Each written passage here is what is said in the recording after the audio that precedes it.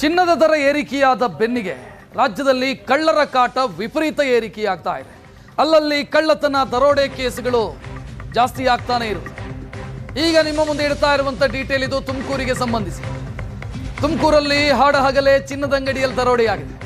ಶಿರಾ ತಾಲೂಕಿನ ಕಳ್ಳಂಬೆಳ್ಳದ ಬೆಂಚೆ ಗೇಟ್ ಬಳಿ ನಡೆದಿರುವಂತಹ ಘಟನೆ. ಜಗದಾಂಬ ಅನ್ನುವಂಥ ಜ್ಯುವೆಲರಿ ಶಾಪ್ಗೆ ನುಗ್ಗಿದಂತ ಕಳ್ಳರು ದರೋಡೆ ಮಾಡಿದ್ದಾರೆ.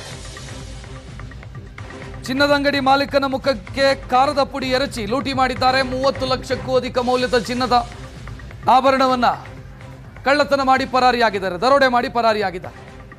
ಜೀಪಲ್ಲಿ ಬಂದಿದ್ರು ದರೋಡೆಕೋರರು ಅನ್ನೋ ಮಾಹಿತಿ ಲಭ್ಯ ಆಗಿದೆ. ರಾಜಸ್ಥಾನ ಮೂಲದವರು ಇರಬೇಕು ಅನ್ನುವಂಥ ಅನುಮಾನ. ನಂಬರ್ ಪ್ಲೇಟ್ ಇಲ್ಲದ ಕಾರಲ್ಲಿ ಬಂದಿದ್ದಾರೆ. 4 ಇದ್ರು.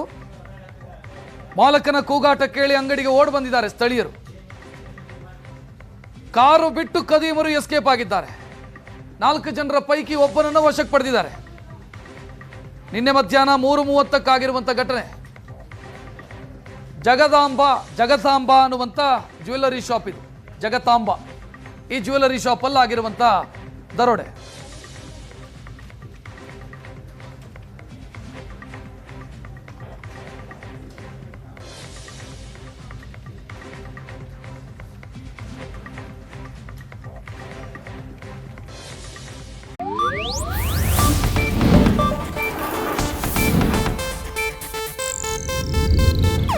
ಇದು ಏಷ್ಯಾನೆಟ್ ನ್ಯೂಸ್ ನೆಟ್ವರ್ಕ್ ಪ್ರಸ್ತುತಿ.